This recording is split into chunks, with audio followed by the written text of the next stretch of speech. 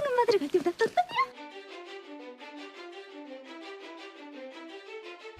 고기인의 경거망동 4인의 대군 중 배동의 유력한 후보인 개성대군이 배동 선발전에 대비하여 따로 가해를 할 것으로 오인한 고기인은 그를 미행하다가 여장을 하는 엄청난 정보를 얻게 됩니다. 하지만 이후 고기인은 현명하지 못한 행동으로 오히려 자신이 늪에 빠지게 됩니다. 고기인이 착각했던 건 두 가지 정도입니다. 첫 번째는 엄청난 고급 정보를 대비에게 보고하면 대비가 자신을 좋게 보고 신뢰할 것이란 믿음입니다. 두 번째로는 상대적으로 경쟁자인 개성대군의 약점으로 중전을 흔들면 자신이 막연히 득이 될 거란 믿음입니다. 하지만 고기인이 생각하지 못한 건 중전의 약점인 개성대군이 대비와 그의 아들 왕의 치부가 될 수 있다는 것입니다. 그리고 비록 이 사건으로 중전을 흔든다고 해도 고기인이 직접적으로 얻을 수 있는 건 없습니다. 남들이 모르는 고급 정보를 얻는 것도 중요하지만 가장 쓰임이 좋을 때 적절한 타이밍에 쓸 수 있는 능력이 더욱 중요합니다. 내가 가진 걸 주는 것보다 상대방이 필요한 걸 주는 게 처세의 기본인데 고기인은 결국 대비의 신기를 건드리게 되고 호통을 받고 오히려 방정맞은 행동을 한번 용서해준다는 정보만 넘기고 점수는 깎이는 최악의 악수를 두게 됩니다. 좋은 패를 가지고 경거망동으로 오히려 상황은 더 안 좋아지게 됩니다. 이로써 이전 리뷰에서 말씀드린 것처럼 고기인에게 개성대군의 정보를 넘긴 하상 상처를 가진 궁녀의 실제 주인의 처세가 더욱 빛이 나게 됩니다. 상처 입은 궁녀의 실제 주인은 황시일가 쪽으로 예상했었는데 황시일가 뿐만이 아니라 이번 화를 통하여 조금씩 존재감을 나타내는 황원영의 뒤를 닦아주는 윤수강도 후보에 올라가게 되었습니다.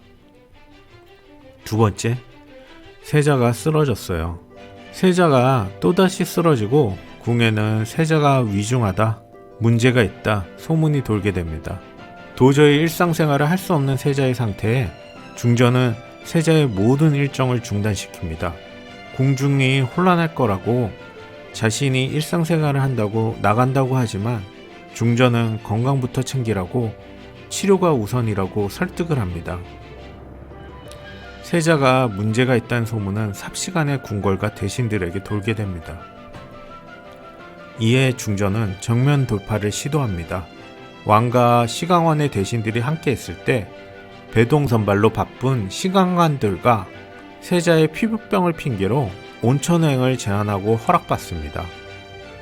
실제로는 세자를 중전의 처소인 중궁전에서 집중치료를 시작합니다. 그리고 소문은 소문으로 잡는다고 어차피 세자의 병을 알고 있는 대비에게 예전 대비전에 있었던 신상궁을 보내서 실제 온천을 안 가고 중궁전에서 집중치료를 받고 있는 비밀을 알립니다. 그러면서 추가로 점차 치료가 잘 되고 있다는 가짜 정보를 흘리게 됩니다. 그리고 대비가 개성대군에 대해 파악하고 있다는 정보까지 얻게 됩니다. 좋은 거짓말은 진실에서 아주 조금만 떨어져 있어야 한다고 신상궁은 한 가지 정보를 주고 두 가지를 얻는 좋은 거래를 합니다. 배동 선발전. 이전 리뷰에서 초시 복시 전시로 문과나 무과 시험에서 초시와 복시를 통과하고 전시에 왕 앞에서 시험을 보게 된다고 말씀드렸는데 배동 선발전은 초시와 복시로 2차로 이루어지게 될 것 같습니다. 그리고 각각 차수에 왕의 질문이 들어가게 될 것 같습니다. 시험을 볼 때 알람으로 향시계가 쓰였는데 용의 등에 올려져 있는 게 항이고 이 항이 서서히 타들어가게 되면서 항 위에 있는 쇠구슬에 연결된 실이 끊어지게 되고 이 쇠구슬이 떨어지는 소리에 시간이 지나는 걸 알게 됩니다. 시험은 이전 리뷰에서 말씀드린 대로 보건군, 의성군, 성남대군, 개성대군 4명이 통과하였고 보건군이 1등 하였습니다. 특히 문제에 대한 대답에서 성남대군은 왕의 자질이 보이는 백성을 사랑하는 마음을 담긴 대답으로 존재감을 나타내었습니다. 한편 밖에서는 엿을 붙이고 물을 떠넣고 절을 하고 부적을 붙이는 등 수능 시험장을 방불케 하였습니다. 시험이 끝나고 간택 후궁과 승훈 후궁들은 서로 나누어 결과를 기다리는데, 이때 승훈 후궁들은 간택 후궁들 라인에서 가해의 시간관까지 불러 문제를 뽑았다라는 이야기가 돌게 됩니다. 후궁이 되는 길엔 두세 가지가 있는데, 왕비나 세자빈처럼 간택의 절차를 거쳐 들어오는 경우와 궁녀로 있다가 왕의 눈에 띄게 되어 승훈을 잇는 승훈 후궁들이 있었습니다. 간택 후궁의 경우 대신이 자신의 출세로 딸을 바치는 경우가 많아 선택받고 오는 후궁이기에 대우가 좋고 집안도 좋지만, 승훈 후궁의 경우는 보잘것없는 천한 신분 출신이 대부분이었습니다. 같은 후궁들 사이에도 이렇듯 엄연히 신분의 차이가 존재하였습니다. 대비의 마음은? 대비는 한기인에게 배동 시험을 잘 준비했냐고 물어봅니다. 태어나서 자신이 들어보지 못한 말은 부족하다는 말이라고 대비가 의성군에게 국본을 제안한 이후로 더 이상 발톱을 숨기지 않는 한기인이었습니다. 사실 그도 그럴 것이, 배동 선발에 문제의 출제자로부터 점수를 주는 대신들까지 8명 중에 4명이 이미 황원영에게 매수된 자들이었습니다. 이러한 한기인을 바라보는 대비는 마치 자신의 젊은 시절이 생각난다고 하며 묘한 표정을 합니다. 이전에 말씀드린 대로 총명한 보건군이 초시에서 1등을 하게 되고, 대비는 태소령을 불러다가 다가를 대접하면서 보건군을 배동을 시킬 수 있냐고 질문합니다. 권력의 정점 항시일가의 의성군과 적통인 중전의 대군들 사이에서 승훈 후궁인 태소령은 자신의 천한 출신 성분이 아들 보건군의 발목을 잡는 걸림돌이라고, 실력만으로 안 되는 걸 똑똑하지 않은 자신도 그쯤은 안다고 안타까워합니다. 대비는 자신이 보건군의 뒷배가 되어주겠다고, 다만 보건군을 위해서 목숨을 걸 수 있냐고 물어보고, 태소령은 고민 없이 바로 그럴 수 있다고 대답합니다. 너무 티없이 밝은 표정으로 아들을 위해서 자신의 목숨을 쉽게 내어줄 수 있다고 하는 자식을 향한 어머니의 희생, 태소령의 너무 환한 표정이 마치 미래의 불행을 암시하는 것 같아서 마음이 울컥하게 됩니다. 이전 리뷰에서 말씀드린 대로 이렇게 대비가 보건군을 지원하면서 보건군과 의성군 그리고 성남대군 3인의 구도로 좁혀지고 있습니다. 대비는 개성대군의 비밀공간을 방문합니다. 그리고 나무 막대기를 가지고 개성대군의 물건을 뒤적거리다 더럽다는 듯 손을 닦습니다. 이후 중전의 방문과 전혀 다른 모습입니다. 대비는 신상군과 이야기하다 중전이 개성대군의 소문을 못 들었단 말을 듣게 됩니다. 이러한 과정에서 신상궁을 통하여 중전에게 대비가 개성대군의 일을 알고 있다는 걸 알리게 됩니다. 그리고 왕을 대동하고 중전을 호출하여 개성대군의 비밀의 공간을 향합니다. 하지만 정작 그곳에 도착했을 때 비밀의 공간은 불이 타고 있었고, 개성대군의 모든 비밀은 화재와 함께 사라지게 됩니다. 중전을 찾아가 세자를 살리고 나머지 대군들도 사람으로 만들지 못하여서 내 아들이 짐이 되면 문제없는 다른 왕자들로 그 자리를 채울 거라고 협박을 합니다. 한 번은 했는데 두 번은 못하겠냐고 대비는 말합니다. 대비의 행동들은 거칠고 강압적이지만 결과적으로 봐서는 중전을 성장시키고 있습니다. 마치 뛰어난 세자만 믿고 아무 생각 없이 4인의 대군을 교육시키지 않던 중전에게 깨달음을 주고 자극을 시켜서 조금씩 성장하게 만들고 있습니다. 마치 대비가 과거 자신의 아들을 왕으로 만들고 윤왕후를 폐비시키고 자신이 그 자리를 차지했던 것처럼 중전도 한기인에게 당하지 않게 훈련시키는 백신의 역할을 하는 것처럼 보입니다. 개성대군의 비밀의 공간도 중전이 알게 되고도 빨리 없애야 하는데 개성대군의 마음이 다칠까봐 못하고 있는 걸 결국은 남들에게 퍼지기 전에 대비가 해결하게 만들었습니다.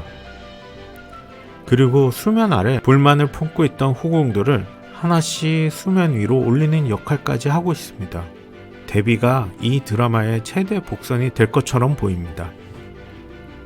중전의 마음, 개성대군은 계속 여장을 하러 가고 중전은 개성대군을 찾아가 이번 시험이 끝날 때까지 산책을 참으면 안 되냐고 비유적으로 부탁하게 됩니다.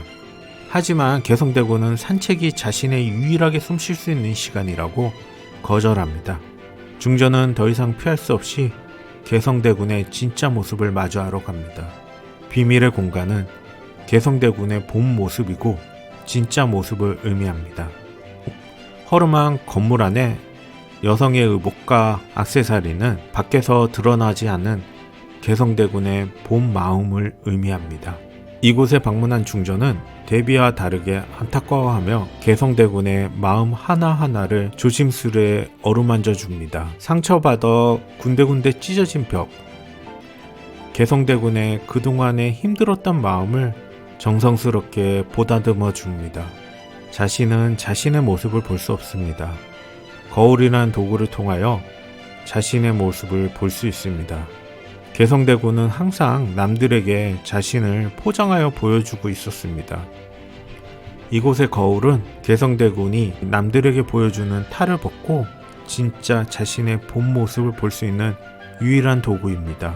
대비가 왕과 대동하여 이곳에 출발한 사실에 중전은 급하게 비밀의 공간에 불을 냅니다. 중전이 비밀을 덮기 위해서 불을 냈다는 사실은 이제 중전은 과거 대비와 닮아가는 모습으로 변한다는 의미로 볼 수 있습니다. 과거 대비는 황원영을 통하여 태인세자와 윤왕후에 관련된 인물을 모두 화제로 덮었습니다. 황기인이 아니라 중전이 과거 대비처럼 자신의 아들을 위하여 화제로 비밀을 덮기 시작하였습니다. 개성대군, 화제를 진압하고 폐허가 된 자신의 공간을 찾은 개성대군은 타고 깨진 거울을 보면서 절망에 빠집니다. 어둠 속에 한 줄기 빛과 같은 공간이 폐허가 되었고 개성대군은 모든 게 불타버린 자신의 마음속에 몸을 움츠리고 떠나지 못합니다. 모든 게 타버린 자신의 마음을, 그 속에 움츠린 자신을 하염없이 바라보던 개성대군은 절망감에 눈물을 흘립니다. 그렇게 부서진 벽 틈으로 자신을 바라보다 문득 얼마 전 기척이 생각나게 되고 어쩌면 이 모든 게 누군가의 계획일 수 있다는 깨달음에 자신의 모든 걸 태운 자를 찾아 나서게 됩니다. 곧 중전인 자신의 어머니가 상대인 걸 알고 어머니에게 자신의 모든 걸 왜 빼앗아간지 분노에 휩싸여 화를 내게 됩니다. 중전은 개성대군에게 우산을 주고 궁궐 밖으로 나가 초상화를 그리는 곳으로 조용히 갑니다. 그곳에서 비밀 공간을 태우기 전 꺼낸 여성의 의복과 액세서리를 주고 개성대군의 본 모습으로 치장한 후 초상화를 그려줍니다. 타버린 비밀 공간을 대신하여 여장을 한 초상화로 개성대군의 본 마음을 다시 지켜줍니다. 그렇게 여성으로 본 모습 있는 그대로 개성대군을 받아들입니다. 아들을 잃은 충격과 허탈감보단 그동안 개성대군이 겪었을 고통에 어머니는 더욱더 힘들어합니다. 개성대군은 혼내고 설득시키는 게 아니라 있는 그대로 받아들이면서 도와주게 됩니다. 그리고 딸에게 주려고 한 어머니에게 물려받은 비녀를 그에게 줍니다. 자신의 어깨에는 비를 맞아도 개성대군에겐 빗방울 하나 안 맞게 하려고 우산을 씌워주며 그렇게 한 우산을 쓰고 가는 두 여인의 뒷모습을 비춰주며 3화는 끝이 납니다. 비. 개성대군이 항상 방문하여 여장을 하던 공간의 이름은 희우정입니다. 희우는 기쁠희의 비우라고 해서 비가 와서 기쁜 공간이라는 의미입니다. 실제 역사에서 희우정이란 이름의 공간이 몇 군데 있는데 모두 농업이 중요한 산업이었던 조선시대에 가뭄으로 힘들어할 때 비가 와서 기쁜 마음에 이름을 지었다고 합니다. 비는 동양과 서양의 문학작품에서 많이 등장하며 많은 의미로 쓰이고 있습니다. 이곳에서는 하늘에서 내리는 비가 기존 것들을 모두 씻어버리고 새싹이 나듯 새로움을 시작한다는 의미로 쓰이기도 합니다. 희우라는 의미에서 말했듯이 가뭄으로 죽어가던 들판이 새롭게 살아난다는 의미를 가지고 있습니다. 한나라의 왕자, 대군으로 존재하는 껍데기를 벗고 본 모습으로 살아나는 그러한 공간을 의미합니다. 이후 중전가 초상화를 그리고 돌아갈 때도 비가 내렸는데 이때의 비도 비슷하면서 약간은 추가적인 의미를 가지고 있습니다. 몸과 마음, 인간이란 존재에 대하여 근대 철학자인 데카르트는 일찍이 심신이원론으로 설명하였습니다. 그에 따르면 몸과 마음은 선을 통하여 서로 연결되어 있고 그 실체는 각각 따로 존재한다고 합니다. 간단하게 이야기하면 정신이란 존재가 마치 TV 화면을 보면서 조정을 하듯이 몸을 조정하면서 명령을 내리고 있는 다른 존재라는 것입니다. 몸은 현실 공간에서 움직이며 행동하고 정신은 별도의 곳에서 생각하며 존재한다고 하였습니다. 지금 많은 사람들이 몸과 영혼이 따로 있다고 당연하다고 생각하는 분이 많은데 그러한 개념을 정리하신 분입니다. 종학을 다니고 질문에 대답하고 형제들과 농담하는 개성대군은 껍데기의 몸의 존재이고 희우정의 비밀의 공간에서 여장을 하는 모습은 그의 정신의 공간, 마음속 본 모습이라고 할 수 있습니다. 이렇게 몸이 있는 현실의 공간과 마음의 공간을 분리하는 몇 가지 장치들이 있습니다. 담벼락. 개성대군이 비밀의 공간을 갈 때 그는 담벼락을 손으로 만지면서 걷습니다. 서로 구분되어 있는 담 너머에 다른 공간으로 들어간다는 걸 의미할 수 있습니다. 그를 미행하던 고기인과 중전도 개성대군을 엿보러 갈 때 담벼락의 모습이 비춰줍니다. 햇빛. 처음에 비밀의 공간에 가기 전 강한 햇빛이 개성대군을 내리쬐며 나옵니다. 그의 몸이 존재하는 공간에서 이제 곧 햇빛이 없는 공간으로 간다는 의미로 쓰일 수 있습니다. 이전 1화 리뷰에서 보름달과 올빼미를 설명할 때 한번 언급드린 적이 있습니다. 낮은 왕이 지배하는 나라와 궁궐을 의미한다면 반대로 올빼미는 밤의 세계, 중전을 의미한다고 할 수 있었습니다. 햇빛은 대체적으로 왕의 세계, 현실의 몸의 세계를 의미합니다. 촉불. 개성대군의 공간에서 본 모습으로 변할 때 촉불로 모든 걸 비춰줍니다. 고기인이 몰래 훔쳐볼 때도 환한 대낮이었는데 개성대군은 촉불을 켜고 여장을 하다가 들키게 됩니다. 고기인이 본 건 촉불을 켜고 있는 개성대군의 모습이었고 그의 마음속을 보게 된 것입니다. 촉불의 공간, 촉불이 비춰주는 공간은 그의 정신의 공간을 의미합니다. 대비의 햇빛. 대비의 방문에서는 촉불은 없고 강한 햇빛이 내부를 비춰주며 환하게 내부가 잘 보입니다. 그리고 대비는 막대기를 잡고 툭툭 물건들을 하나하나 건드리면서 개성대군의 정신의 흔적들을 들쑤시기 시작합니다. 개성대군의 마음의 흔적을 햇빛을 통하여 왕의 세계, 현실 세계의 기준을 통하여 봅니다. 대비의 얼굴은 경멸에 차 있습니다. 햇빛을 통해 본, 세상의 기준을 통해 본 개성의 마음은 더러움이 가득하고 대비는 이내 손을 깨끗이 닦습니다. 대비가 햇빛을 통하여 보는 모습은 그녀가 철저하게 나의 아들 왕의 세계를 기준으로 바라보면서 단지 치워야 할 쓰레기로 본다는 걸 의미합니다. 대비는 개성의 마음을 철저한 현실의 기준으로 봅니다. 여장의 물건들. 사람은 무엇으로 남들과 다른 나를 인지할 수 있을까요? 테세우스의 배가 있습니다. 이 배는 시간이 지나면서 나무 판자가 썩어서 새로운 판자로 하나하나 조금씩 교체되게 되었습니다. 일정 시간이 지나고 모든 부품이 전부 바뀌고 나서 과연 이 배를 테세우스의 배라고 부를 수 있을지 의문을 가지게 되었습니다. 사람의 몸 또한 노화한 세포가 사라지고 새로운 세포들이 자리를 차지하게 되며 일정 시간이 지나면 이전의 나와 완전히 다른 물질로 변한 내가 됩니다. 이전의 나와 지금의 나를 연결할 수 있는 건 기억일 뿐입니다. 개성대군의 마음속에서 그를 그녀로 인정할 수 있는 건 그녀가 되게 해줄 수 있는 많은 물건들이고, 그 물건들은 그녀가 존재하게 만드는 기억을 의미합니다.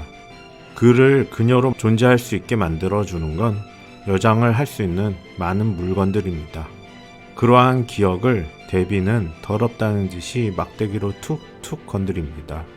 이후 중전의 방문에서는 그의 기억을 조심스럽게 하나하나 어루만져 줍니다. 그의 힘든 기억을 하나하나 보면서 애처롭고 슬픈 눈으로 개성의 물건을 기억을 바라봅니다. 그리고 머리 장신구 하나를 꼭 잡고 가슴에 품습니다. 달빛과 촛불.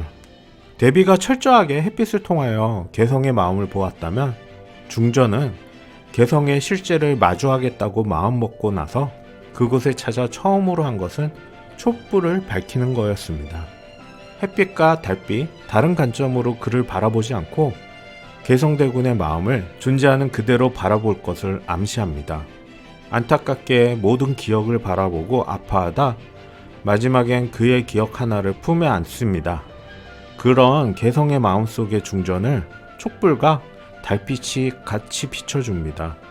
중전의 달빛으로 개성의 마음을 비춰주는 것으로 그를 있는 그대로 받아들이면서 그에게 도움을 줄 것을 의미합니다. 거울. 거울은 이전에 잠시 말씀드린 대로 자신을 볼 수 있는 유일한 도구가 바로 거울입니다. 개성의 마음속에 본 모습을 보여주던 거울에 데비는 옆모습으로 눈을 아래로 내리깔고 경멸의 눈으로 바라봅니다. 개성을 바라볼 생각도 없고 그냥 치워야겠다는 생각뿐입니다. 반면 중전을 비춰줄 때는 흐릿하게 나오다가 이내 중전의 정면이 나오면서 개성대군의 마음을 바로 마주하는 중전의 모습이 비춰집니다. 이후 중전의 대사와 마찬가지로 알게 되었을 때 처음에는 방황했지만 한은 난 적이 없다고 이야기합니다. 처음엔 흐릿하지만 이내 선명하게 나오는 건 이러한 중전의 마음을 암시합니다. 그리고 바로 햇빛 속에 여장하고 있는 개성대군이 나옵니다. 중전은 개성대군의 기억을 어루만지다 다시 거울 속에 중전을 비춰주며 중전은 시선을 돌립니다. 그곳의 그림을 손으로 만지는데 중전이 그림 쪽으로 시선을 돌리면서 초상화로 개성대군의 대안을 마련해 줄 것을 복선으로 보여줍니다. 중전의 달빛과 개성의 촛불로 빛 속의 두 여인의 엔딩의 장면을 암시합니다. 불에 다 타버린 공간. 데비의 압박으로 중전은 개성대군의 공간을 완전히 태워버립니다. 햇빛이 내리쬐는 현실의 공간에서 개성대군은 자신의 마음을 쳐다보고 들어갑니다. 모든 공간은 불에 타버리고 군데군데 벽도 구멍이 나서 개성대군을 유일하게 보여주던 거울은 깨지고 타버려 마음이 아니라 모든 게 무너진 개성대군의 얼굴을 비춰주고 눈물처럼 물이 떨어집니다. 더 이상 거울은 아무런 의미를 가지지 못합니다. 개성대군의 모든 물건은 타버리고 모든 기억은 사라집니다. 정신과 마음이 무너지고 없어져 버립니다. 구멍이 난 벽에는 강한 햇빛이 내리쬐고 그곳에 개성대군은 몸을 움츠립니다. 이후 밤이 되고 개성대군은 타버린 정신과 마음 속에 움츠린 자신의 모습을 바라봅니다. 몸과 마음은 분리되고 그의 마음은 타버린 곳에 두고 이제 개성대군은 껍데기만 남은 좀비와 같은 존재가 됩니다. 기껏 화장하는 공간 하나 타버린 걸로 이후 중전에게 날뛰는 개성대군을 이해 못할 수도 있습니다. 그냥 다른 공간을 만들면 되지 왜 굳이 모든 사실을 알리면서 화를 내고 소리치는지 이해를 하지 못합니다. 하지만 그곳은 단순한 여장의 공간이 아니라 개성대군의 모든 기억이 있는 정신과 마음입니다. 마음이 모두 타버리고 껍데기만 존재하는 개성대군은 이제 두려움과 공포, 부끄러움 없이 중전에게 소리칠 수 있었던 것입니다. 비. 이후 중전과 개성대군이 초상화를 그리려고 할 때 비가 내립니다. 모든 게 씻겨져 나갑니다. 중전은 개성대군에게 따로 챙긴 여자의 의복과 개성대군의 장신구, 기억을 되찾아 줍니다. 그리고 그의 마음을 초상화로 하폭에 담습니다. 초상화가 완성되면서 그는 마음을 되찾습니다. 껍데기만 남은 몸이 마음을 되찾아 비와 함께 다시 되살아납니다. 그리고 되살아난 개성대군에게 중전은 어머니에게 받은 빈혈을 주면서 새로운 기억을 줍니다. 이제 개성의 마음은 닫힌 비밀의 공간이 아니라 어머니와 함께한 초상화입니다. 이렇게 개성대군은 새롭게 태어납니다. 3화는 슈룹이라는 드라마가 이야기하는 주제의식이 강하게 나온 화라고 생각이 듭니다. 모두에게 우산을 씌워주는 누군가 있었으면 하는 바람으로 리뷰 마칩니다. 데뷔는 과거 황원영을 통하여 서자 출신 이호를 지금의 왕으로 만들고 자신도 데뷔가 되었습니다. 그러한 과정 속에 황기인을 중전으로 만들 것을 약조하였으나 지키지 못하였습니다. 황기인에겐 선대왕이 외척을 배척하여 어쩔 수 없었다고 하지만 실상 그런지 의문입니다. 일반적으로 사냥이 끝나면 사냥개는 잡아야 합니다. 피맛을 보고 거친 사냥개는 일상에서 사고만 칠 뿐입니다. 너무 큰 전쟁에서 공을 세워 영웅이 된 장수는 버려지던가 본인이 모든 걸 차지하던가 둘 중에 하나가 되어야 합니다. 데뷔에게는 아들을 왕으로 만들고 지금의 자리를 차지하기까지 벌인 모든 더러운 일을 함께 계획하고 실행한, 현재는 유일하게 데뷔의 약점을 알고 있는 황원영은 골칫덩어리였을 것입니다. 선대 왕의 핑계로 중전 국무의 자리는 안 줬지만 그들은 후궁과 서자라는 자리임에도 황원영은 왕을 조정하려고 하고 나라를 자기 마음대로 하려고 하는데, 만약에 한기인이 중전이고 의성군이 세자였다면 데뷔의 아들인 이호까지 처리하고 의성군을 왕으로 앉히려고 할지도 모릅니다. 의성군이 왕이 된다면 황원영이 왕이 되는 거나 마찬가지입니다.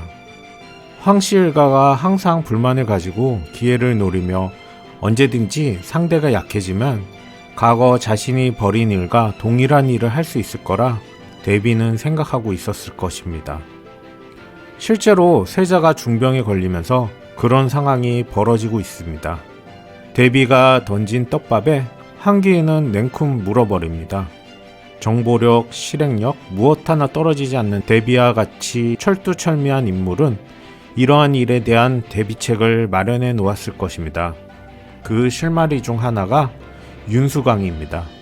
윤수광은 지금까지 황원영의 지시를 뜬금없이 황원영과 반대로 1차 시험 결과를 합치자라고 하면서 데뷔가 힘을 실어주기로 한 보건군에게 유리한 상황을 만들었습니다. 윤수광은 항시일가에 붙어있는 데뷔의 사람으로 보는 게 타당할 것 같습니다. 또 하나는 성남대군에 대한 비밀입니다. 어린 성남대군을 협박하는 걸로 봐서 과거 이마령에게 아이를 빼앗아 서촌에 살게 한 것도 데뷔라고 보는 게 타당합니다. 데뷔가 이마령을 아끼고 대군들을 챙겼다면 황시일가가 무슨 짓을 했을지 모릅니다. 세자까지는 못 건드린다고 해도 책을 좋아하고 똑똑한 성남대군은 벌써 살아남지 못하였을 것입니다. 오히려 데뷔이 그들에 대한 냉정함이 대군들을 보호하고 있었던 것일지 모릅니다. 다양성과 혼란함이 있을 때 단순함에서 진리를 찾는 걸 오컴의 면도날이라고 합니다. 데뷔에게는 아들 이호, 왕이 가장 중요하고 그가 나라를 다스려야 하기 때문에 궁궐의 안정이 두 번째입니다. 황원영은 손자를 세자로 앉히고 자신이 권세를 누리며 왕을 조정하려 들기에 데뷔와 황원영은 서로 편이 되기보다 오히려 서로 불편한 존재입니다.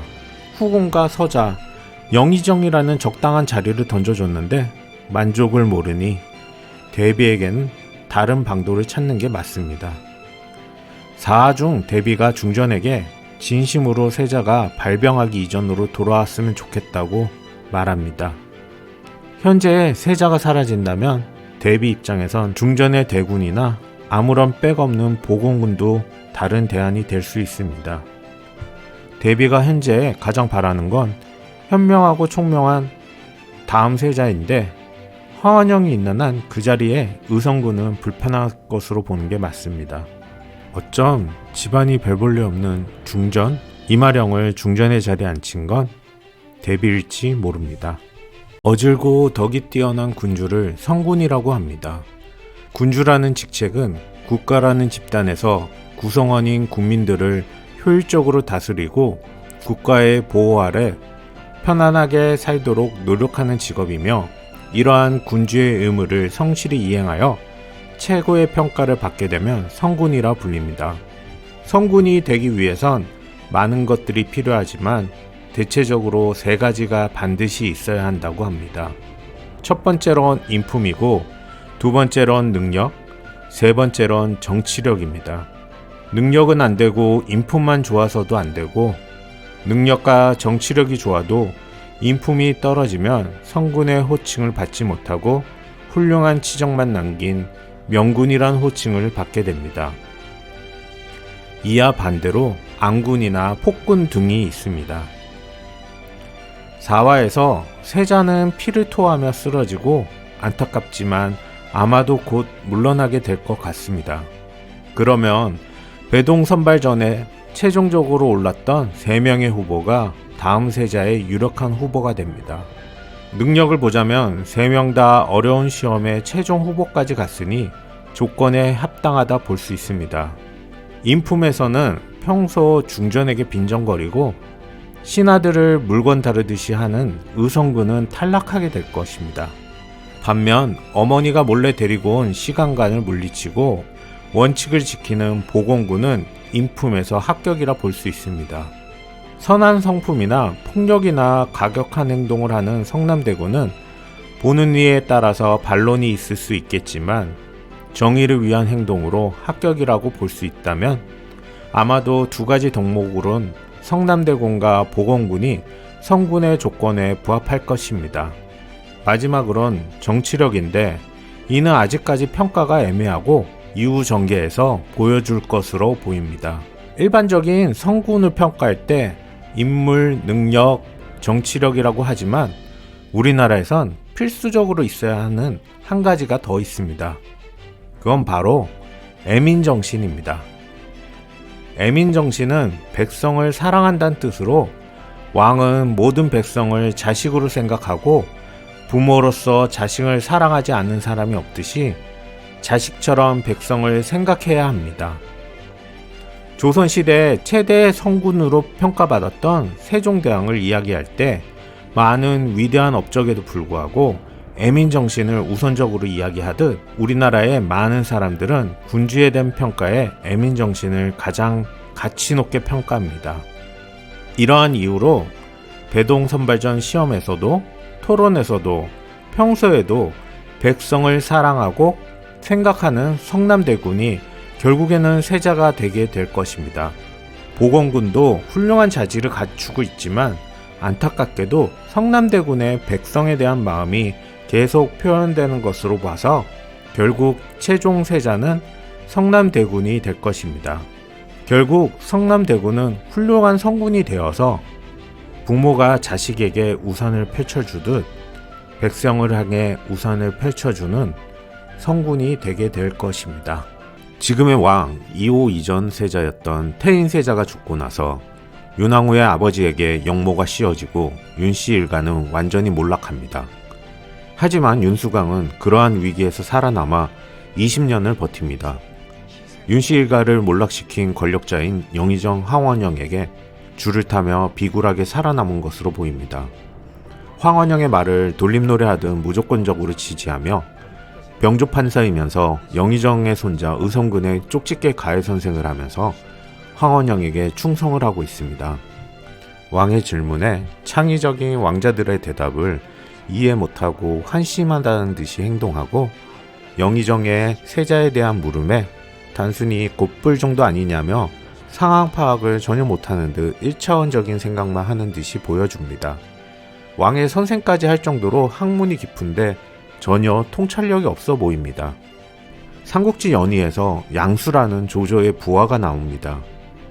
그는 어린 나이부터 벼슬을 지낼 정도로 아는 게 많고 언변이 능하고 제주도 생각하는 것도 민첩하여 남보다 월등히 우월하였다고 합니다. 어느 날은 조조가 하원을 하나 꾸미라고 명령을 하고 완성이 되자 구경을 갔는데 조조는 한번 보더니 탐탁치 않은 표정으로 하원 문에 살 활자를 쓴 채 그대로 돌아가 버렸습니다. 조조가 그걸 왜 써놓았는지 아무도 이해를 못하고 어리둥절하고 있었는데 양수가 지나가다 보고 문에 활자를 써놓았으니 이것은 곧 넓을 활자, 승상께서는 하원이 너무 널찍하니 휑해 보여 마음에 드시지 않는 것이라고 말하였습니다. 사람들은 하원의 폭을 좀 더 촘촘히 좁히고 아담하게 개조합니다. 수일 후 조조가 다시 와서 보고는 만족하고 어찌 뜻을 알았냐 물었는데 사람들이 양수가 지나가다 말해주었다고 대답하였습니다. 그 말을 듣고 조조는 조금 언짢다는 표정을 지었다고 합니다. 이렇게 조조의 생각을 미리 알아서 사람들에게 말해주거나 행동하게 한 일화가 굉장히 많습니다. 그리고 결국 조조가 유비와 격전을 벌이는데 점점 불리해지자 군사를 몰려 한중을 포기할 것인가 말 것인가 고민하고 있었습니다. 조조는 저녁에 닭고기국을 먹다가 닭갈비를 보고 현 상황을 떠올리며 한탄하였다고 합니다. 그리고 무심코 아무를 묻는 하오돈에게 게륵이라고 말하였습니다. 게륵은 닭갈비살을 게륵이라고 합니다. 먹느니 이익이 크지 않고 안 먹기에 아깝고 한중 땅을 먹자니 이 전쟁으로 얻을 이익이 별로 크지 않아 보였고 그렇다고 이대로 포기하고 유비 세력에게 주자니 아까웠던 것입니다. 그런데 암호를 전해들은 양수가 전쟁에서 돌아갈 생각임을 간파하여 미리 짐을 싸두라고 권했고 이후 조조가 이를 알고 괘씸함과 분노를 느껴 결국 양수는 처형당했습니다. 남보다 빼어나기란 쉽지 않은 일입니다. 하지만 남보다 잘 아는 걸 입안에 삼키고 있기란 더욱 어려운 일입니다. 슈룹 4화에서 뜬금없이 그동안 영의정의 의견을 앵무새처럼 따라하던 윤수강이 갑자기 보검군에게 유리한 의견을 제시하며 생각의 깊이가 짧은 것처럼 행동하던 윤수강을 얕잡아 보던 영의정은 깜짝 놀라 그를 쳐다봅니다. 윤수강의 이처럼 약간 모자란 행동은 그가 오히려 보통 내기가 아니라는 반증이라고 봅니다. 이후 윤수강의 본격적인 활약이 기대되는 바입니다. 슈룹 4화에서 유독 왕자들의 성장 과정이 많이 나왔습니다. 그동안 어머니 치마폭에서 자라서 시킨 대로만 하던 심소군이 태어나서 처음으로 무언가를 혼자 결정하였습니다. 스스로 선택하고 행동하고 그리고 너무 행복했다고 중전에게 고백하였습니다. 심소군도 보건군도 비슷한 아니 오히려 간택후궁인 고기인이 더 좋은 조건이었을 텐데 왜 심소군은 안 되고 보건군이 배동이 되었을까요? 어떠한 행동의 이유로 내적 동기와 외적 동기가 있습니다. 인간의 동기가 완전한 내적 통제인 흥미, 호기심이 되었을 때 가장 높으며 내적인 이유 없이 외적 통제인 강요, 강제에 의해서 행동했을 때 제일 낮다고 합니다. 성취감, 보람, 책임과 같은 내적인 동기에서 하였을 때 그 과정 자체를 즐기기 때문에 꼭 좋은 결과가 아니더라도 지속적으로 이어지며 계속 할 수 있습니다. 보건군은 태소령이 몰래 시험관을 데리고 왔을 때도 그를 물리치며 어머니가 화를 내자 배동이 되고자 하는 게 아니라 학문과 실력을 확인하고 싶어서 참여했을 뿐이라고 말합니다. 태소령이 똑똑하지 못하고 능력이 없어서 많은 걸 챙겨주지 못하였지만 그게 오히려 보건군에게 자기 결정권을 주게 되고 스스로 선택하고 움직이게 하였을 것입니다. 그렇게 내적 동기를 발산하여 학문에 열중할 수 있는 기회가 된 것으로 보입니다. 외적 동기는 보상을 받거나 반대로 벌을 피하려고 목적을 달성하기 위한 수단으로 쓰입니다. 고기인의 경우 심소군은 강제, 강요로 공부를 시켰습니다.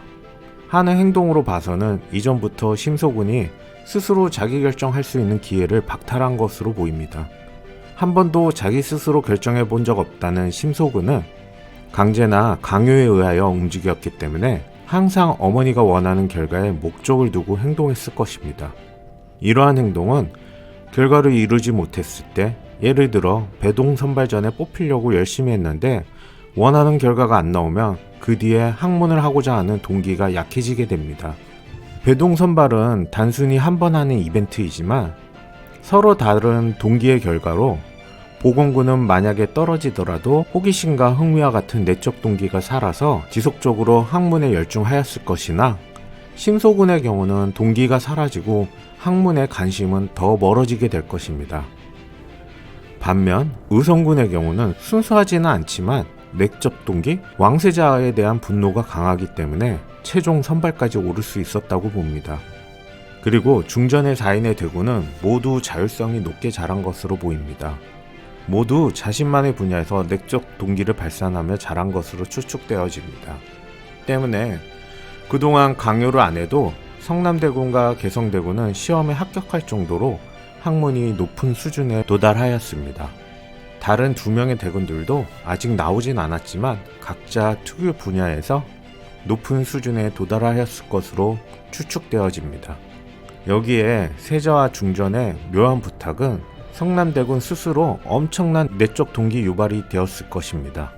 결국 어머니가 무언가 시키고 강요하면 될 것 같지만 오래 못 가고 자식 스스로 결정하고 동기 유발시켜주는 게 훨씬 중요한 것 같습니다. 스스로 결정하는 게 성장의 중요한 요소이며 드디어 스스로 결정하기 시작한 심소군도 한 단계 도약하였으면 좋겠습니다. 추가로 한 가지 재밌는 실험을 소개시켜 드리는데, 내적 동기도 외적인 보상으로 낮아질 수 있다고 합니다. 원래 아무런 보상 없이 오랜 시간 기사를 쓰던 사람들에게 어느 날부터 소정의 원고료를 지불하였고, 보상을 하였다가 어느 순간 외적 보상이 원고료를 지불하지 않자 갑자기 기사 쓰기를 멈추게 된 것입니다. 그렇기 때문에 아이들에게 이번 시험에 좋은 점수를 받으면 스마트폰을 사줄게 하는 보상은 의외로 보상 없이는 학문을 더 이상 하지 않게 하는 결과로 이어질 수 있습니다. 개성대군의 마음이 다칠까봐 걱정하고 그동안 힘들어했을 그를 걱정하며 아파하는 중전의 모습에서 약간은 다르지만 예전에 보았던 심슨의 한 에피가 떠올라 잠시 소개하려고 합니다. 아침부터 우울한 표정으로 거울을 보고 있는 리사의 마음은 무겁습니다. 엄마가 컵케이크를 실수로 2개밖에 못 구웠다고 했을 때도 불평 없이 양보합니다. 좀처럼 우울한 마음은 풀어지지 않고 단원들과 달리 색소폰을 연주해서 질책을 받거나 점심시간 급식실 싸움에도 모든 게 관심 없습니다. 피구 연습에도 공을 피하지도 던지지도 않는 리사에게 왜 안 피하냐는 선생님의 물음에 너무 슬퍼서 공을 피할 수가 없다고 이야기합니다. 리사의 행동에 문제가 있다는 가정통신문을 받은 아버지는 리사에게 이야기합니다. 도대체 뭐가 슬프냐? 눈물이 없는 거 보니 슬퍼 보이지 않는데?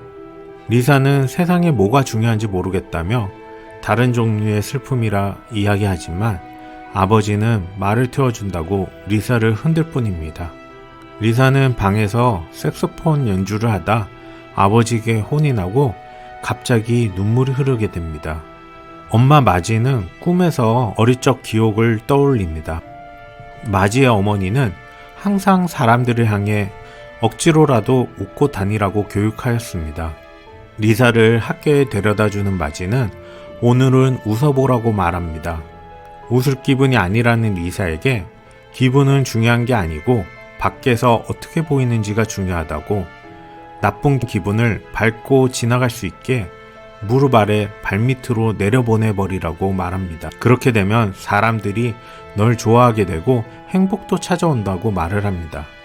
리사는 억지로라도 웃는 표정을 하고 등교를 합니다. 억지 웃음을 짓는 리사를 향해 세상 사람들은 빈정거리고 이용하려고 듭니다. 리사는 그런 세상도 그냥 받아들이려고 합니다. 갑자기 이를 지켜보고 있던 마지 심슨이 자신의 딸을 무시하는 사람들에게 화가 나서 리사를 다시 차에 태웁니다. 그리고 리사에게 사과를 합니다. 사과할게. 엄마가 틀렸었어. 내가 하고 싶은 대로 해. 슬프면 그냥 슬퍼해. 우리가 도와줄게. 그리고 슬픔을 다 이겨냈을 때도 우린 내 곁에 있어. 이제부터 엄만 우리 둘을 위해서 웃을 거야.